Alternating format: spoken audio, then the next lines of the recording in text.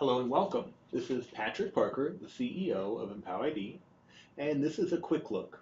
In this quick look video, we're going to take a look at EmpowerID's Privileged Application Launcher. Privileged Application Launcher solves the challenge of how do I let my admins access applications that require Windows credentials, elevated Windows credentials, without divulging to them the usernames and passwords for these privileged accounts.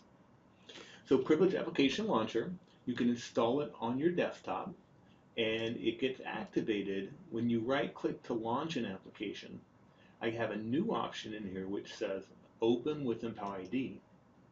If I click to launch that, it will launch the EmpowerID Privileged Application Launcher, which is a lightweight API client. It's talking back to the EmpowerID REST APIs. And you'll see that I'm not authenticated at this point. So I can click to authenticate, which launches a web-based authentication. So I can authenticate back to the EmpowerID identity provider system. I'll expand this just for a bigger view. And you can see any of the options available from the EmpowerID system.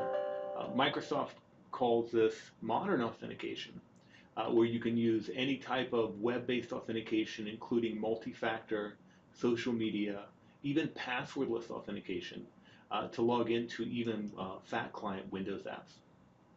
So in this case, I'm being prompted for multi-factor because of something, maybe risk score, maybe my IP if I'm inside the network or outside the network.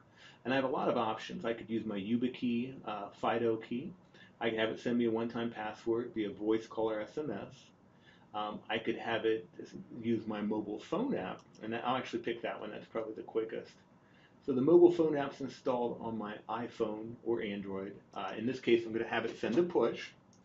Now I have my iWatch open, an Apple iWatch, so I can also approve on that to say this is really me. Now at this point, it's calling the EmpowerID REST API to retrieve vaulted admin credentials that I'm allowed to see. And of course, that's based on who I am. And I'm going to request access to this service admin credential. Now, all of the vaulted passwords are stored using encrypted credentials. And my copy of the key to access this credential is also encrypted using my master password, which is not stored in EmpowerID. That way, if the database were ever compromised, they couldn't decrypt this data. So I'm going to enter in my master password to be able to check out this credential. This can go for workflow approval if necessary. That's based on your configuration.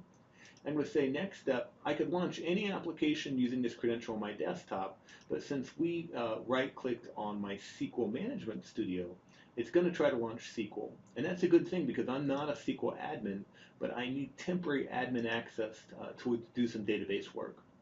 So at this point, it's launching this Windows application on my desktop using this vaulted credential.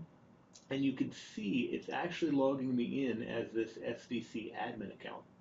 So now I can get in and do my work in SQL, but again, the credentials were not revealed to me. So we don't have to worry about me knowing the username and password or check in and check out or resets because I actually didn't get access to that. It didn't show me that password. And at this point, all of this is tracked, audited, and logged. And at the point my session ends, I'm going to lose my access. So again, this was a quick take on a Privileged Application Launcher, a quick look, and thank you for joining.